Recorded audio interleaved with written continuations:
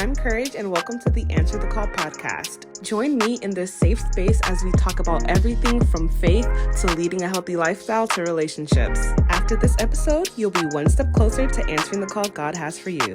Enjoy!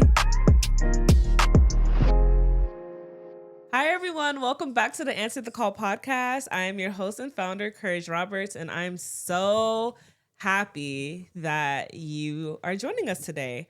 We have a really, really good topic, so we're just going to get right into it. But before we do, make sure, again, that you subscribe to our channel. It really helps the ministry. It helps me, it helps you, it helps all of us, Make sure you subscribe to our channel and follow us on all of our social media platforms at Answer the Call Pod, because, again, we're really just trying to grow here.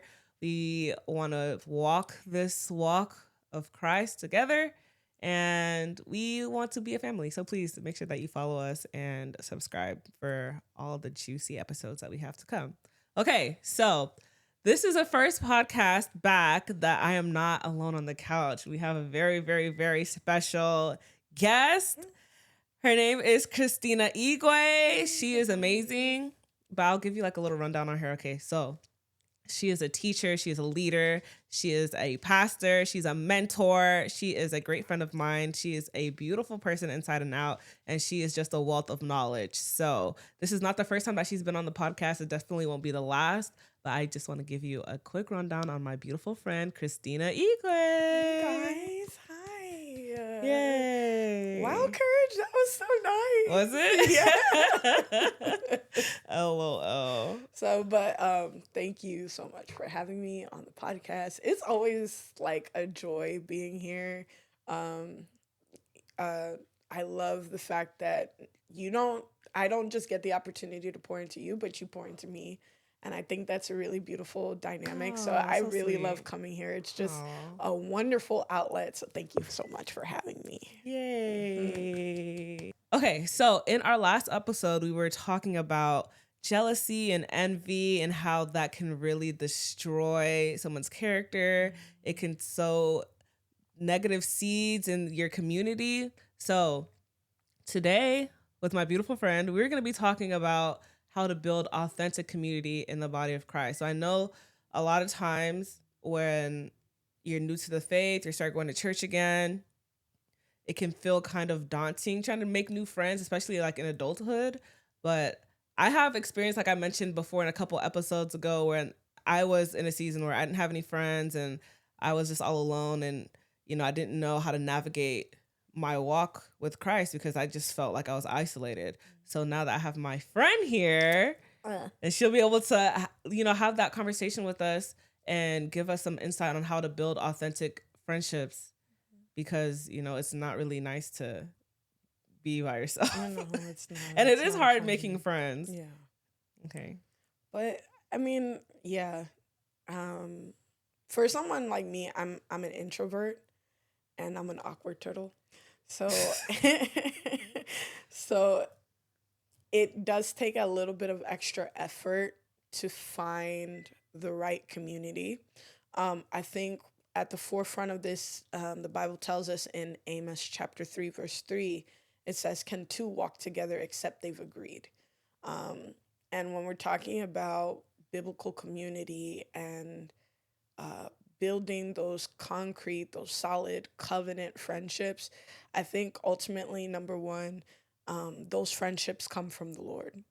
And the primary example that I have from this is when I look back on my journey with God, and I was in community college at the time, and I was getting ready to go to Bible school. March of 2012, the Lord said, "Pick up your things. You're going to Bible school by next year." And by January 2013, I had no friends, completely none. They were gone. All of the people that I partied with, all of the people that I was doing not godly things with. Nonsense. Just complete nonsense with. It was just a funny way that God just had them dropping off like flies. To this day, I don't know where these people are in life. but God had it that way for a purpose. And so literally had to pray, God, you have to bring covenant people my way. Like, you have to bring people that I'm walking this walk with. And so that's what he did. When I was in Bible school at the season that I needed it, he brought the community. And then when I graduated out of Bible school and coming back into the church life and into the church scope at Alpha and Omega, that's our church, we I had to build that slowly. And so it's God was the one that brought those people that he knew I needed in each season. And so I didn't have to like necessarily force hey, you got to be my friend. You got to be my friend. You got to be my friend. I want to be friends. But he brought the connections that needed to come in alignment. He brought the friendships that he knew I needed. Like you, like Kurt, like Precious, like Naomi, like all of you guys who are in our community, even the guys like Josh and like Ebka and everybody. I know I'm name dropping, but all of these people, God brought you guys, and I didn't have to force it. I didn't have to like try to make something happen. He knew strategically when I needed you guys to be placed in my life and when that time was, because you were always at Alpha and Omega, but I don't think that we became close until. Yeah, I was not. I was such an like I don't know how to say this like politically correct. I was such an asshole. Like, when I first came to church, like I remember there were people that would be like, "Man, I thought you were so mean. Like you wouldn't smile." Da, da, da, da. And I was just not interested. Like I was recently plucked from the world, so I was just trying to figure everything out. And I was just like, honestly, like I'm not even trying to make friends right now. Like I was just fine being a loner. I was fine being by myself. And like you said, the Lord like strategically started placing people in my life, because it's not like I would pray, obviously, like, God, like I really want to make friends. I really want to have a community, like all these things. Like I really want that, but I didn't know how that would look like. And now having the community and looking back on it, I'm like, it didn't happen the way I thought it would at all. Like, for instance, like me and you, we went to church together for quite a while. Yeah. And then I was just like, I always like kept to myself. I was like, I'm not like, bro, like, I just need, it's just me and my sister. I'm just like, yeah, we could just survive on ourselves. There's a time that we wanted to leave the church. We wanted to leave the church because if we were just like, there's nobody here for us, like we don't have community, we don't have friends, da, da, da. But it was like we weren't open to having a conversation with people. Like we're so close-minded, and that can really hurt. That can make someone leave a church leave somewhere where the Lord actually planted you there for a reason. It can make you miss your blessing. For instance, if I left my church, I want to be married. My husband wouldn't follow me because I'm not at the church that he found me at. So I think like having your heart ready to receive people that the Lord will bring into your life, even though it's not going to look the way that you think it's going to look. And that's the thing that you have to like be willing to have peace about and not understand at all. Yeah. That's actually a very true statement. Sorry, No, you're good. The Bible actually tells us, it says that if a man wants to make friends, he has to be friendly. So I think like for those of us that are just like, okay, we'll just kind of they'll just drop from the clouds and then I don't have to really do anything to. No, if you are going to have friends, you have to be a friendly person. And I guarantee like there are seasons in our life where we just don't feel that. And maybe it's because, like we were talking about before, like sometimes God just wants to get us alone to deal with certain things in us before certain people come around. Yes. Because prematurely I think we even talked about it. What was it at the at our house when you guys Yeah, came over? yeah, We talked about the right person at the wrong time is the wrong person. yeah. And so even when it comes to friendships, the right friends at the wrong time will produce the wrong type of friendships. Right. And so having that understanding and that knowledge that strategically God is sovereign and God has his way of bringing those friendships, but there is an application in us that we have to be forward footing and putting ourselves out there, and being vulnerable and um, like not testing the waters. But I think there is a space to say what you'll start to realize is your value systems and the things that you value. You'll find that as you're running your race towards God, there are people that keep up with those same values. Right. And when you look over and you see that you've been running this race for a while and you've been pursuing these values, and that there are people that are also pursuing these values, you realize you guys are running the race together. And so Yeah. it just makes the friendship come, oh, hey, you're running this like I'm running this. All right, let's do this together, Yeah. type of thing. So, Yeah. But I know that, like you said, there's right people, wrong time. mhm.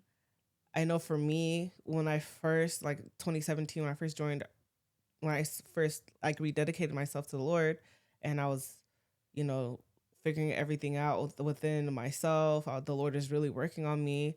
I know then I couldn't have the friends I have now Mm, because I was not nice. I didn't know how to really articulate my feelings to people mm, in a way that it will be received the way it's intended to be received instead of being misinterpreted. right. Right? For instance, like there are people that would say that, oh, they thought I was mean, that they thought I was. I had someone tell me that they thought I was a narcissist, and I was like, okay, Really? spell narcissist. Why did you think I was a narcissist? Because I didn't smile? Jesus. Because I wasn't smiling? He was like, yeah. I was just okay. So obviously you don't know what you're talking about. So Mm, like me just having a straight face and just like not smile, like literally, I can't even do it right now. I'll just be like, people think that was so rude, so like unapproachable. I don't know, like and back then maybe I was giving that off as like being unapproachable. Maybe, I don't know, but I know during that like maybe like 3 year time frame, like the Lord really dealt with me mm, to so I can understand how to speak to people that who come up to me or like just go out and say, "Oh, hi, I'm Courage." Just like spark up a conversation. That's how I've gotten so many friends. Like I would say in the last 3 years is me just being like, "Hi, I'm Courage," and then it's just like just being friendly. But back then I didn't. It didn't make any sense. Like mm, the thing didn't equal. But then there's something else I want to talk about too. Is like there's so many different aspects to having like to there's so many different aspects of building community. mm, So there's number one, like you have godly friends. mm, Number two, the friends that you had that don't align with your values and your beliefs currently as you're walking with the Lord. And three, temporary people. So, not every person is for a season. mm, So there is a time where I had some friends just recently that I thought that I would still be friends with to this day. I entered into a new chapter of my life and they immediately dropped off and it was hurtful. So mm. how would you advise me, even though you did advise me, but how would you, navigate that space? Whereas like on one hand, like you really want to build godly friends, people that will, really like people who are really genuine Mm, and care about you. On the other hand, what if you're afraid of not I lost my train of thought. What if you're afraid of getting burned because you've been burned by friends in the past? mm. So like maybe you're not open to bringing people close because of your past like trauma. That's a deep and profound question. I think when it comes to finding the community, the right people, the right spaces, all of these things. Number one, tackling the people who you believed were going to be in your life for a season, but then God or circumstances have it that you're no longer friends with these people. Um, I have had to learn to put people into categories. Um, there are people that are my assignment, there are people that are my purpose. Oh, what And does that mean? Assignment and purpose. What's the difference? there's a difference. So, assignment is when you get an assignment from a teacher, the assignment is not for the whole school year, it's Okay. for a certain point. That's your teacher talk. Yeah, that's the teacher talking to me. So, if I give my student an assignment, I'm expecting them to fulfill the assignment in 1 week. I don't expect them to walk through the assignment the whole school year. Because if they're still dealing with that assignment at the end of the school year, they're showing that they haven't mastered what needs to be mastered, right? And so there are people that God has put in my life to work with, to grow, to learn from. Um, and sometimes the learns come from the hurt. Sometimes the learning comes from the exchanges and the pouring out and the pouring in. But that person, if I'm still working with that person by the end of the season, that means that there's something that I haven't mastered, that the Lord is saying, I need you to master this before I bring you to the next place. Um, and so I've had to learn that there are some people that are just meant to teach me something for a season, right? And when I know that I haven't mastered something is because the content keeps coming back up again. So if I'm ever dealing with, I know personally for me that there was a situation where forgiveness was a big issue, because when I trust people and I let you in and I open that door of vulnerability and then you break that trust, offense is a very strong thing that I've had to learn to kill. Um, and when I find that offense keeps coming up back in the picture again, that means I haven't mastered it from the last lesson that I needed to learn, from the last person who needed to teach me. Um, and when you understand that a person is an assignment or their purpose or covenant, then your disappointment won't carry as much. Like, look back at those friendships. Thank God for what they taught you directly and indirectly. The positive they taught you and the negative they taught you. When you look at a person and you've had these experiences with them, for whatever reason, they've been moved out of the picture. Okay, God, what did this relationship teach me? How did it teach me to grow? And what are the things it taught me about myself that I need to work on? Um, did it teach me to be more compassionate, more kind, more giving? Did it teach me to look like you? Because ultimately, your community is supposed to sharpen you, sorry, to look more like Christ, right? And if in those spaces the person did not teach you those things, then that person is not a purpose person. The person is not a purpose person. The person is a person that is an assignment, and they were meant to teach you some things. Now, the third category that I'll add to it too is some people are agents. Like agents of darkness? Yes. Okay. And I mean, like, we don't talk about it as much, but I think in our generation, that's something that we should not lose sight of, is that there is an enemy after your soul. And that enemy wants by every means necessary to pull you out of the track that you're called to go in. And so he'll send people your way to subtly take you off the track. I wonder if the enemy sent people my way. I'm sure he has. I don't know.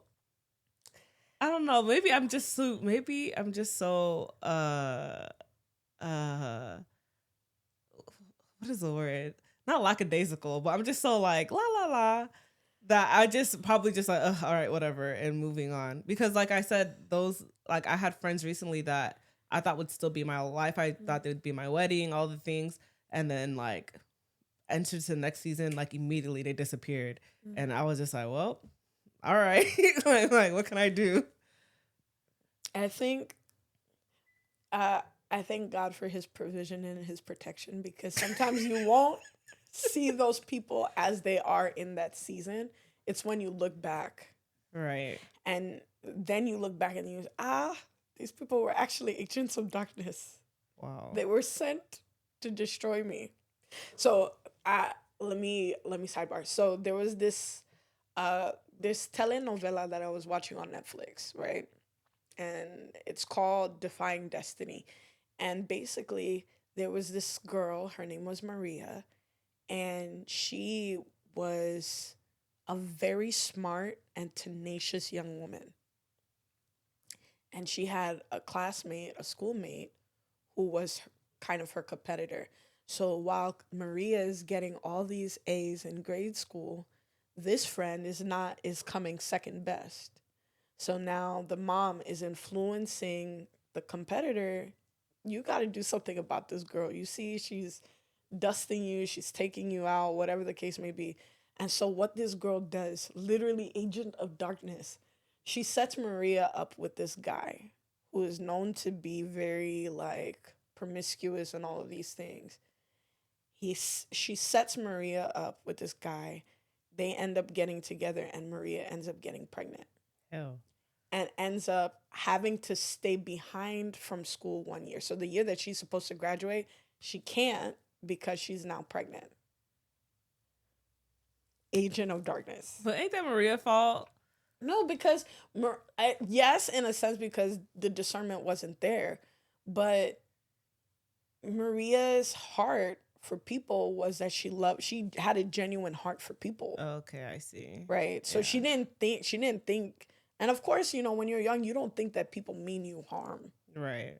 But for those of us who are viewing and watching from the outside, we're like, I'm literally like, this girl is an agent. This girl is an enemy of progress. Right. How is it that you'll see your friend doing well, and instead of trying to like learn from her? So what I've had to learn is, if I notice that there's jealousy or envy inside of me, one of the quickest ways to crush it is by humbling myself and going to the person and asking them for their wisdom. Right? Really? Yeah. So if I'm like, but I've had to be careful of that, of course, because then I don't want to minimize myself to the point that it's like I don't know anything at all. Right. But there's something that a person has that I don't have, and I can learn from them, right? So if I notice that, hey, this person is a better singer than I am, I'm kind of feeling that I would crush it by going to that person and saying, hey, you're a really great singer. Can you give me some pointers or some tips that can help me grow? I think that is interesting, because last week we did talk about jealousy and envy and the differences between what jealous is and what envy is. I think envy is more, there's like malicious envy, which is like, I want what you have. And I don't care at what point that I need to get what you have. And I want you brought down to my level. Yeah. And then there's benign envy, which is just like, I'm motivated to have what you have, or I'm motivated to have that for myself, and I want well for you, but I want this too. Like it was weird. It was the definitions are so weird, but I think that's a having that self-awareness, like if you do feel those feelings of, well, I mean, I don't know if it's jealousy or envy or both, Mm. Jealousy is more of like a possessive type of thing. Yeah, So it's it's like a like a, three-party like yeah. thing. So when the Bible says that God is jealous over us, it's not because we have our, not just because we have our attention.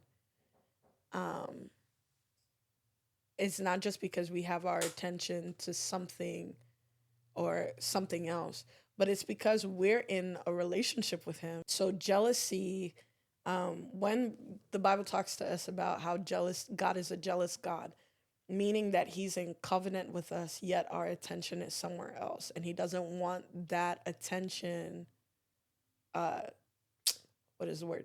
He doesn't want that attention given to somebody else. That's Right. like we're married, so we're in a relationship with our spouses. Right.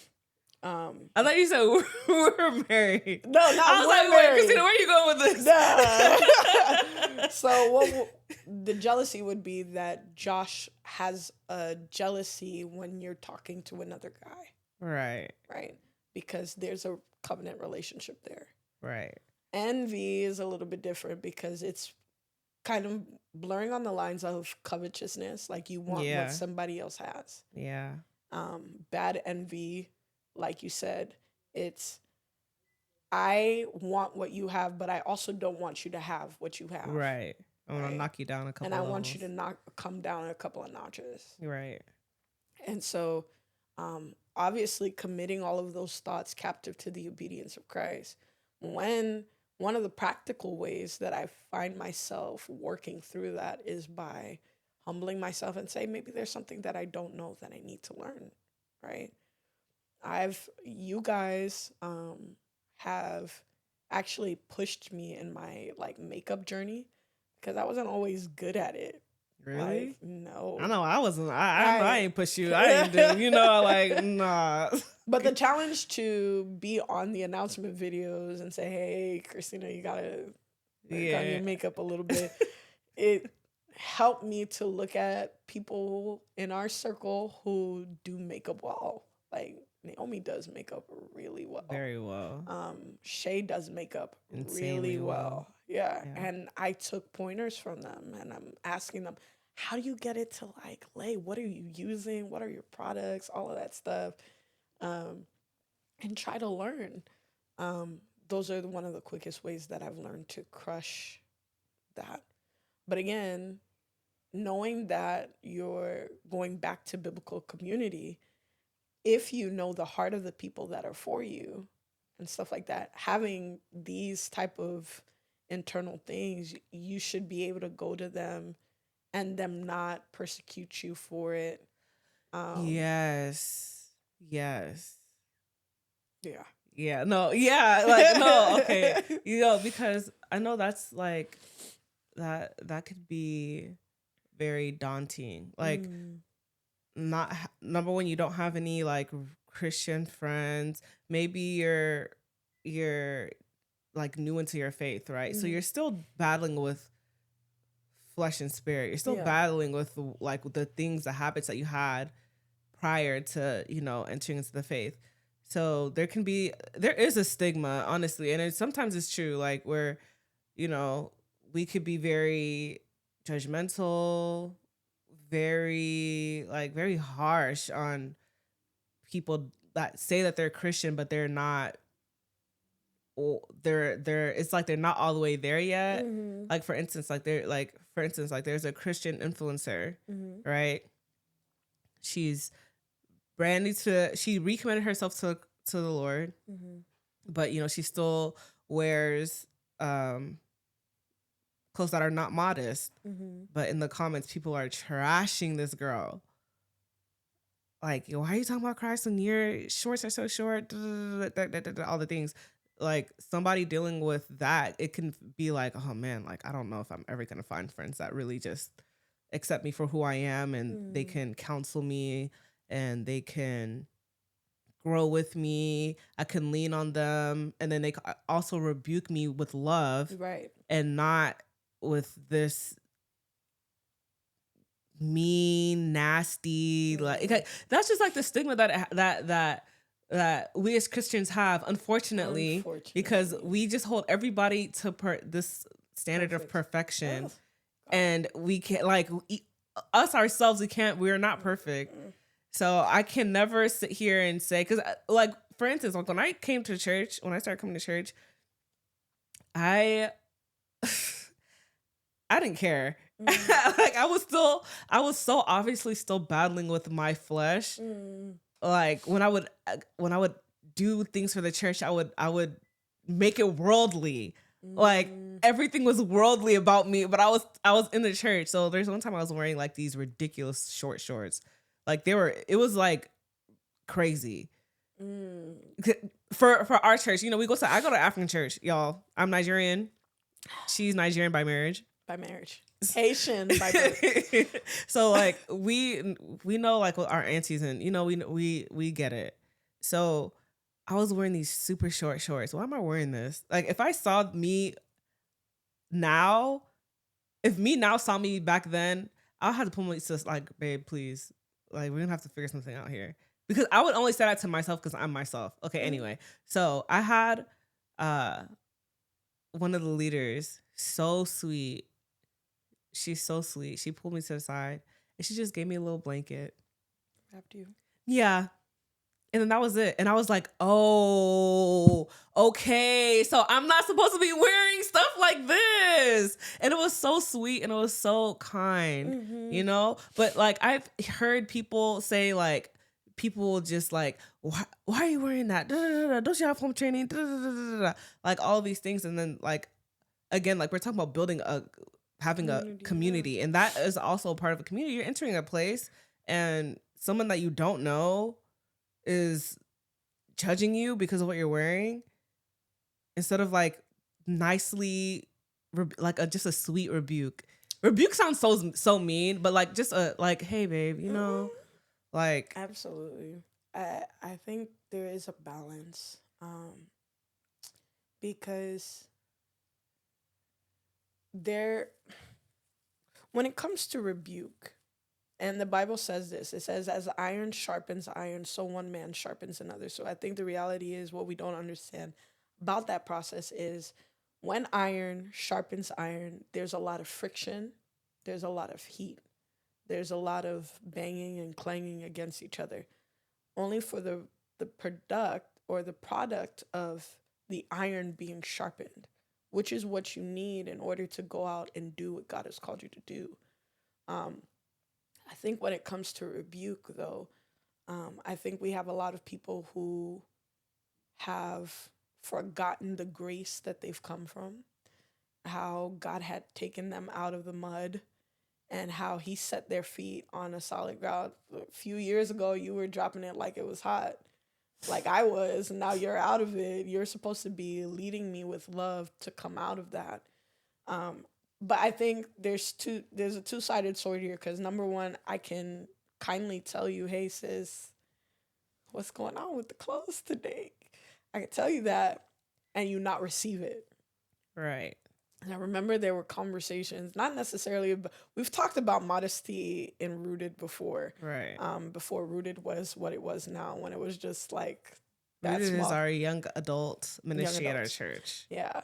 So there were times where it was just you, me, and Pastor Raymond, and we were talking about. Bro, I would be going in on y'all, bro. I'll be like, bro, I can wear what I want. Like, man. And then so, we just recently had that conversation right with somebody else, and she was doing what I was doing 2 years ago. Mm. And I was like, dang, bro, like you just don't know. But you don't see get how it. You've grown. I know, but it's just process. so crazy. It was just like, oh my gosh, no, like the Lord is gonna really just grab her real quick. Exactly. But like, I don't know. So I think, but just because,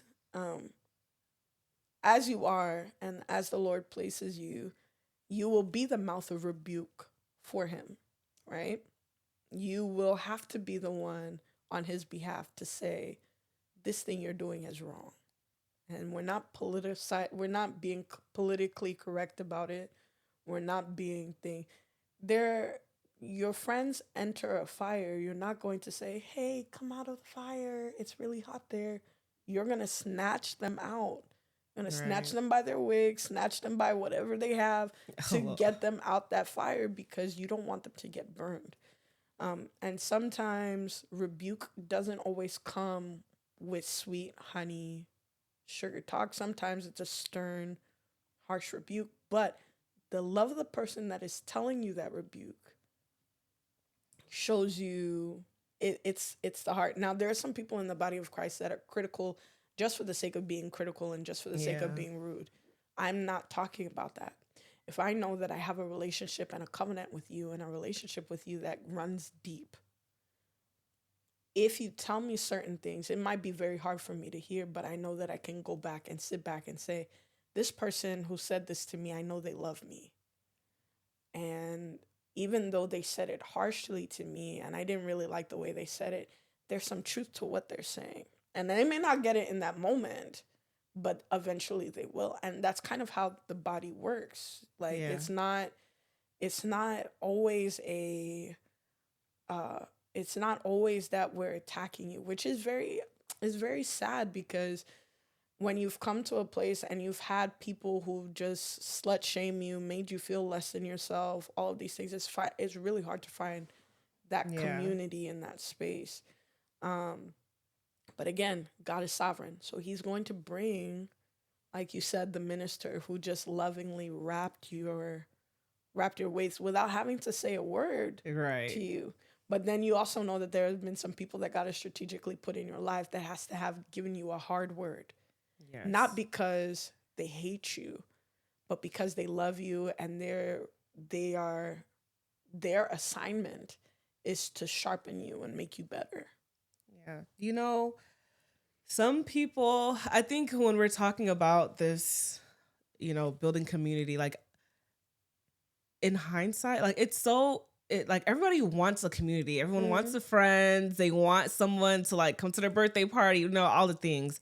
But when it like when what you said, like when it comes down to like, hey, hey girl, what you're doing is wrong, and having those like again, iron sharpening iron, like that friction, it's only for the better. Like you don't understand that. So Mm-hmm. when you have somebody in your life that, you meet a friend and then you're doing something and they're starting to sharpen, they're starting that friction, starting to sharpen you. And then you start, oh bro, like, no, you're a hater. Nah, bro. Like, no, these girls are weird, bro. No, no, no, no. Like, no, they're not weird. It's just that something that you're doing does not align with who they know you are Called to called be. to be.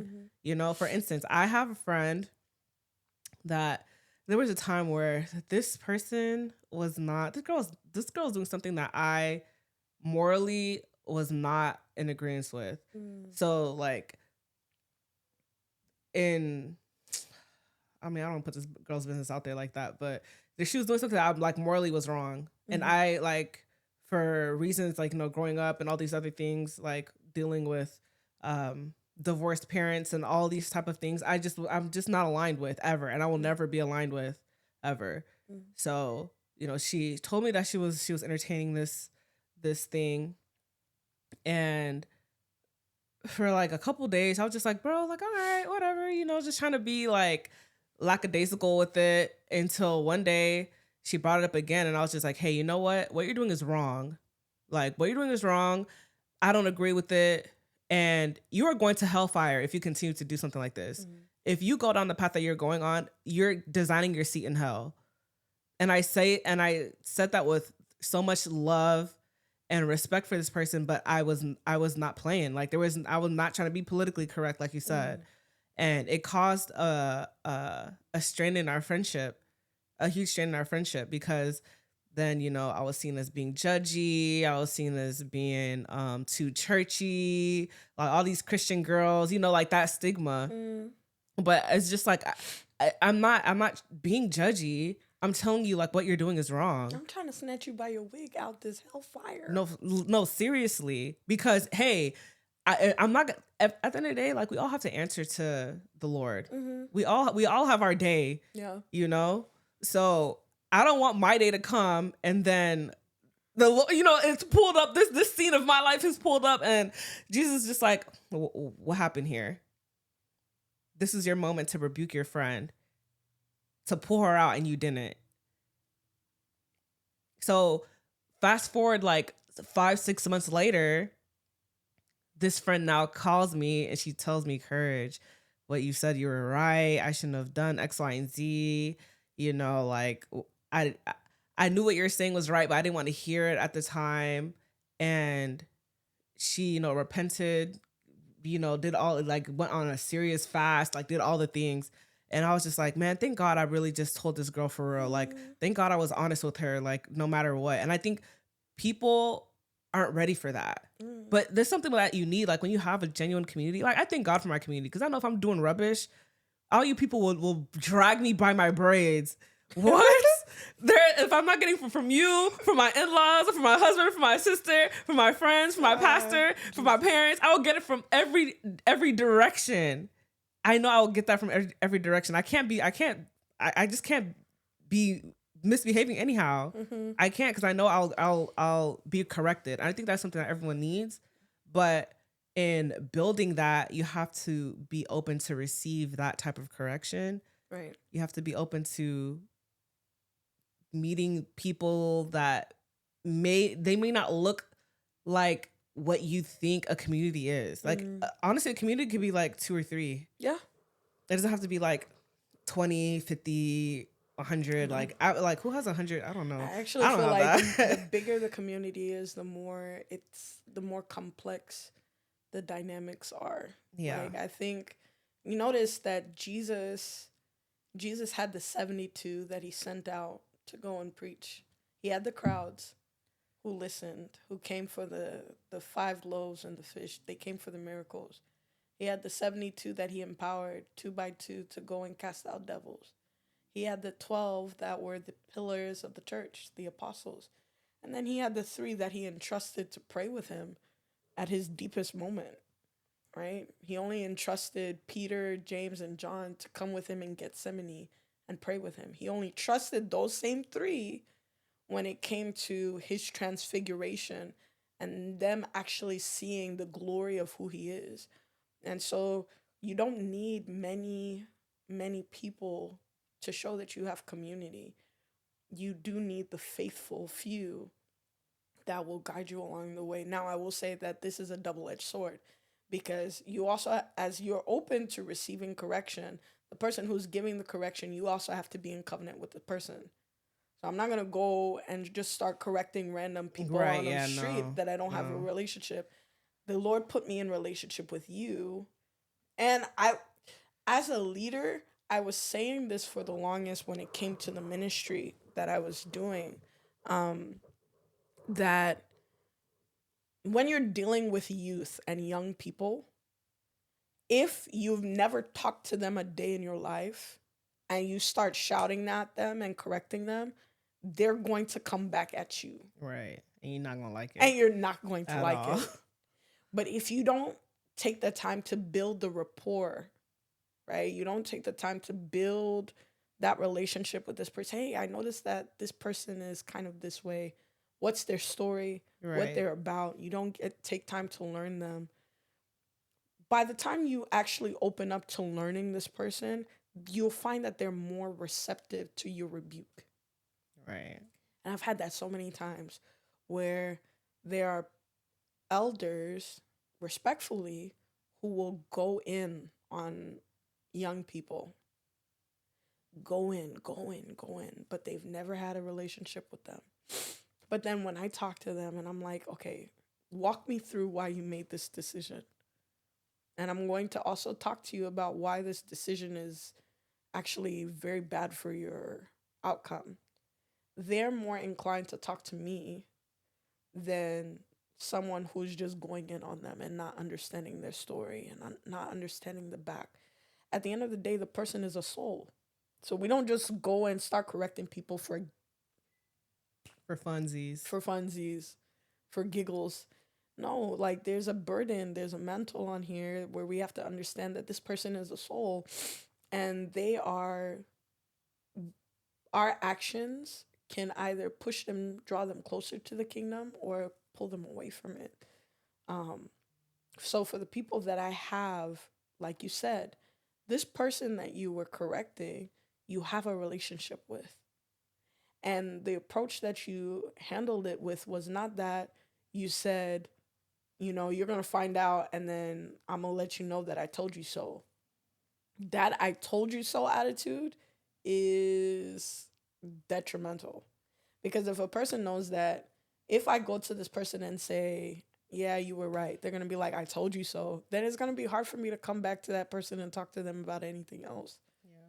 So I have to have a heart that says, okay, this person might be going through a child, but not when they come back, because you know that the Lord will bring them back. When they come back, to embrace them and restore them gently, to love on them, say it's okay, let's dust you off and get you back to where God has called you to be. I think when I came out of Bible school and I was coming into Alpha and Omega for like being more intentional, I was starting to give my story to someone about like my past, my abortion, and all of these things. And so um, I unwillingly, or not unwillingly, but I was telling my story and my past to one of the ministers at the time. And I was expecting her to go in on me and be like, how could you do that? She just sat there, looked at me, and she was like, wow, you've been through so much pain. You've been through so much. And I just want you to know that the Lord loves you and the Lord is going to clean you up and you're going to come out of this and you're going to be better for it, right? That, as opposed to you're Jezebel, you're this, you're doing Oh that, you're yeah. doing all of this. Like, how do you expect a person to hear the truth of the good news if you are beating them while they are already down? Condemnation is already weighing them down. The enemy is already the one that tempted them to go and do the act is also the one that is now condemning them and making them feel worse. And then you come in with your nonsense and you say nonsense to them. How do you expect them to run into the arms of the Father? So with that, like, again, like I said, God knows how to bring the right people at the right time to you. And it's not that you're just so quick to cast your pearls among swine, but these people have been tested. There's little things that you've trusted them with, little secrets, and they haven't judged you and they've kept it. Now, here's the other thing. I will not say that they should keep secrets that are, in essence, going to be a detrimental to you and to somebody else. So if you go to somebody and you're saying, hey, I'm struggling with suicide and I have suicide ideation and all of these things, and I'm thinking about committing suicide, I'm sorry, with all the love in my heart, I'm going to get you the resource so that that doesn't happen. And that's going to mean me breaking that confidence so that you are safe.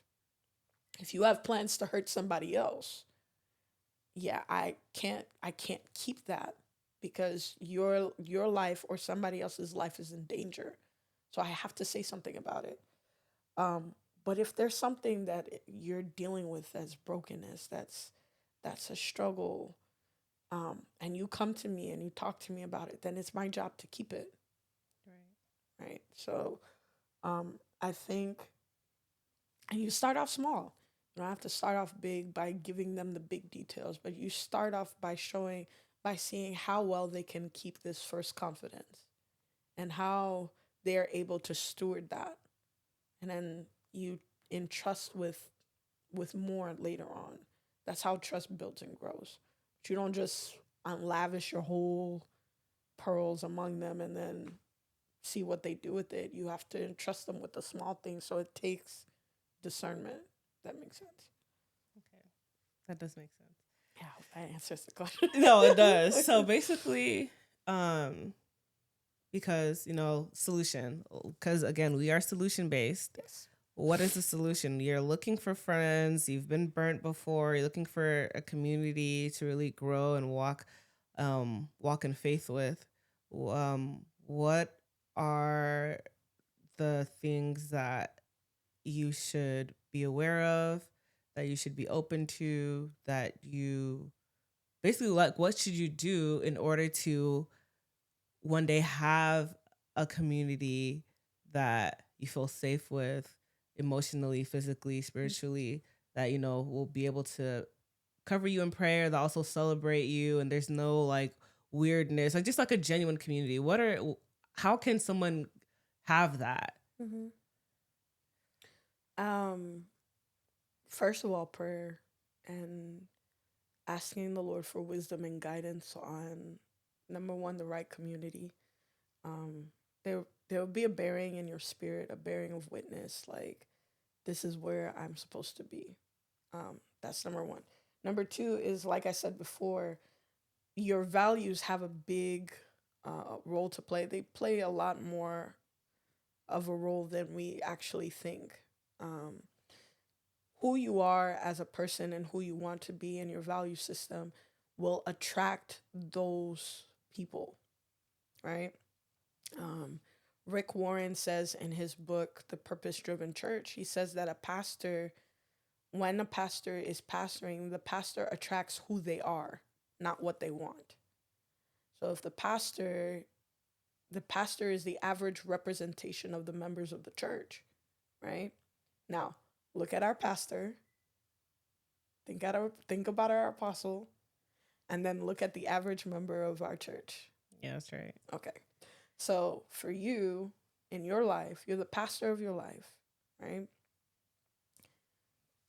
You will attract the values and the mindsets that you hold. Okay? Now, if you want a certain value or mindset, then you're going to have to readjust your values and your mindset to attract that which you want. Hopefully that helps. I know it will, honestly, because I know that's a thing that I see all the time and something that I really went through heavily, like I've mentioned so many times. Being new to the faith, finding friends, finding community, finding genuine people to be around. So I just want to thank you, Christina, for your knowledge, for your vulnerability, and for your kindness. Yes. You're the best. Are you, Courage? You're the bestest. Thank you. Everyone, I hope that you enjoyed this episode of Answer the Call with our beautiful guest. I want to say Dr. Christina Igwe. That's what I feel like saying. Prophesy, bro. I was actually talking to the Lord about doing a dissertation. Really? That's yes. I really just feel like saying like Dr. Christina Igwe. It's coming, guys. You're right. But thank you guys so much for tuning in. I hope you gained something. I know you did. But until next time, stay beautiful, stay blessed, and have a great rest of your week.